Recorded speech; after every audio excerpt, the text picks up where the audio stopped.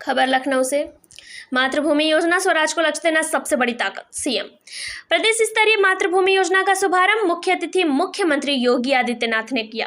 उन्होंने कहा कि प्रधानमंत्री नरेंद्र मोदी के सानिध्य में प्रदेश प्रगति पर है। मातृभूमि योजना स्वराज को लक्ष्य देने में सबसे बड़ी ताकत साबित होगी। ग्रामीण परिवेश में लक्ष्य हासिल होने पर यह योजना नगरीय क्षेत्रों की ओर बढ़ेगी। इंदिरा गांधी प्रतिष्ठान में लगभग 370 ग्राम पंचायत सरकार को पुरस्कृत कर कर्मचारियों में लैपटॉप का वितरण किया। उत्तर प्रदेश के लोग देश व दुनिया में कहीं भी रहें, उनको उनकी जड़ों से जोड़ने का कार्य किया जाए। मातृभूमि योजना में उत्तर प्रदेश के सभी मूल निवासी जो वर्तमान में देश या दुनिया में कहीं भी रह रहे हो और अपने गाँव या क्षेत्र का विकास करने में सक्षम हो तथा इच्छुक हो, सहभागी बन सकते हैं। इस योजना के अंतर्गत लोगों को विकास कार्य परियोजना की 60% धनराशि उपलब्ध करानी होगी तथा जमीन व लागत की 40% धनराशि राज्य सरकार उपलब्ध कराएगी। संबंधित विकास कार्य की शिला पट्टिका में दानदाता अपने पूर्वजों के सम्मान स्वरूप नामकरण कर सकेंगे। मुख्यमंत्री जी ने पंचायती राज विभाग को निर्देश देते हुए कहा कि विभाग विकास कार्य के लिए अपने पोर्टल का बेहतर उपयोग करे और एक ऐसी व्यवस्था बनाए जिससे मातृभूमि योजना में पारदर्शी तरीके से कार्य हो और प्राप्त धनराशि की पाई का हिसाब हो। हाल ही में संपन्न यूपी ग्लोबल इन्वेस्टर समिट 2023 के रोड शो के दौरान प्रदेश के प्रतिनिधि मंडल ने 5 लाख करोड़ रुपए के निवेश प्रस्ताव अकेले कैलिफोर्निया यूएसए से प्राप्त हुए थे। हमें अपने लोगों को प्रदेश के विकास से जोड़ना होगा। मुख्यमंत्री ने कार्यक्रम के दौरान कैलिफोर्निया यूएसए में रह रहे प्रदेश के 2 प्रवासी भारतीय संजीव राजौरिया विवेक चौधरी से मातृभूमि योजना के संबंध में संवाद किया। दोनों प्रवासी भारतीयों ने मातृभूमि योजना से जोड़कर अपने गांव में विकास कार्य में भागीदारी की बात कही। उन्होंने कहा कि राज्य के सुदूर गांव में टेलीकंसल्टेशन के साथ स्वास्थ्य सेवाएं प्रदान की जा रही हैं। प्रदेश सरकार शीघ्र ही प्राथमिक स्वास्थ्य केंद्रों में हेल्थ एटीएम लगाने जा रही है।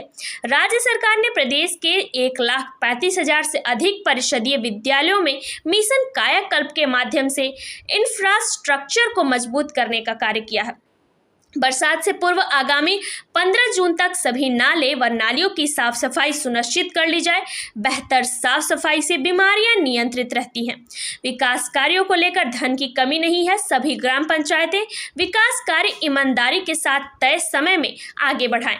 हर घर नल योजना के माध्यम से घरों तक शुद्ध पेयजल पहुंचाने का कार्य किया जा रहा है। ग्राम पंचायतें यूजर चार्ज के माध्यम से हर घर नल योजना के प्रबंधन एवं जल संरक्षण का कार्य कर रहे। शुद्ध पेयजल जल जनित बीमारियां से बचाव का एक सशक्त माध्यम है।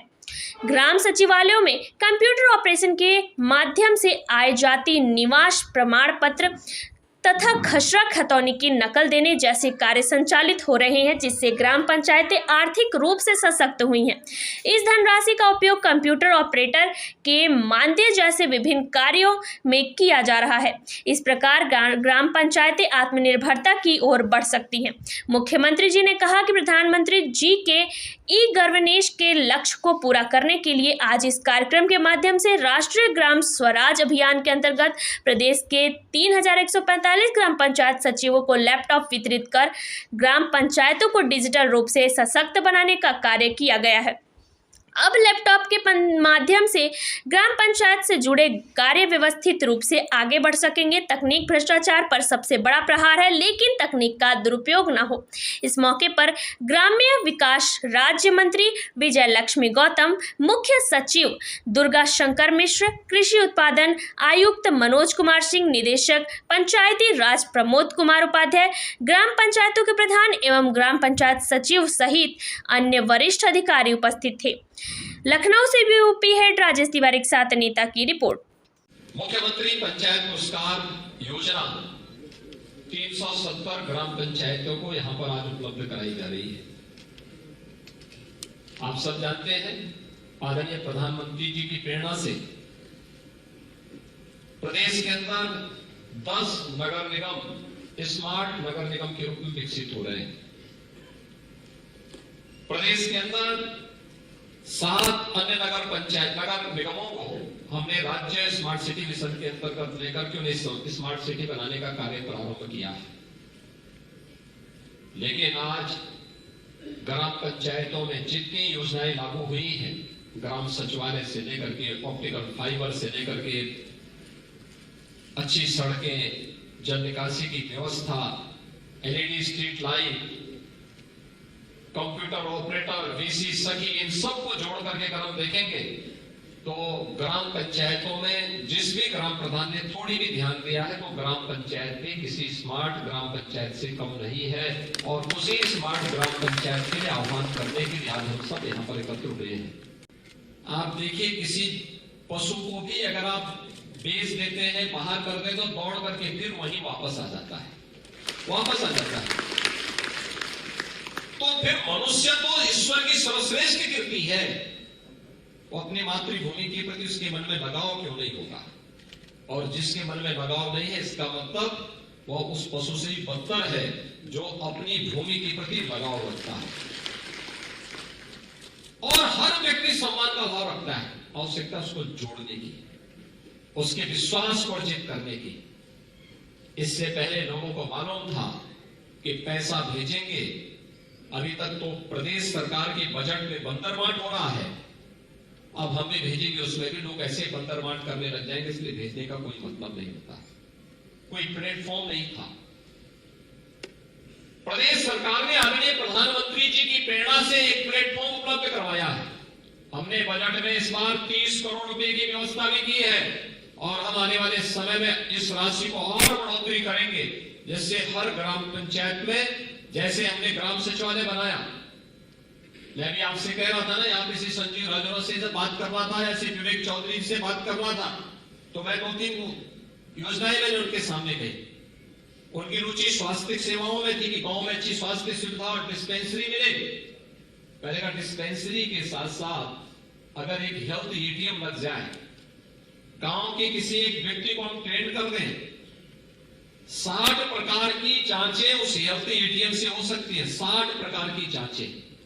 और वह किसी बड़े सेंटर से, डिस्ट्रिक्ट हॉस्पिटल से, मेडिकल कॉलेज से, लखनऊ के एससीपीजीआई से, केजीएमयू से या किसी भी बड़े संस्थान से अगर उसको जोड़ दिया जाए तो गांव के व्यक्ति को सामान्य उपचार के लिए कहीं गांव के बाहर नहीं जाना पड़ेगा, गांव के अंदर ही लोगों को फ्री में उपचार की सुविधा प्राप्त हो जाएगी।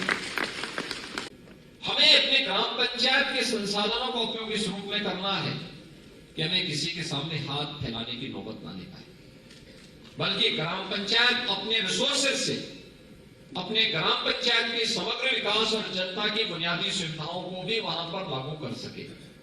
जैसे हर घर नल की योजना, हर घर नल की योजना सरकार ने योजना बना दी, हर घर तक पाइप पेयजल की स्कीम बना देगी, हर घर तक पानी भी पहुंचा देगी।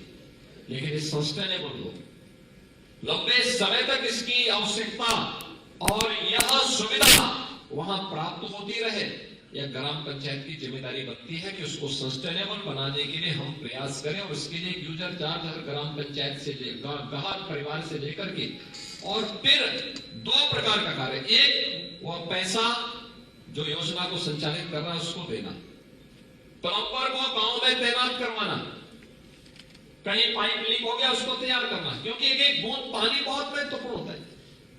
जल संरक्षण के प्रति जागरूक होना, जहां टूटी लगी वो पानी बहुत बार होता है ना, पाइप टूटी खुली रह जाती है, पानी गिर रहा है, कोई पूछने वाला नहीं, ये राष्ट्रीय क्षति है। उत्तर प्रदेश इस मामले में बहुत सौभाग्यशाली है कि प्रचुर मात्रा में जल संसाधन हमारे पास है, लेकिन प्रचुर मात्रा में जल संसाधन का मतलब ये नहीं होता है कि उसका दुरुपयोग करें, बल्कि उसका संरक्षण करें, क्योंकि शुद्ध पेयजल आधे से अधिक बीमारी का उपचार कर सकती है। जब आप शुद्ध पेयजल का सेवन करते हैं, या ये हर घर नल की योजना तमाम जल जनित बीमारियों से लोगों को बचाने का एक सशक्त माध्यम भी है।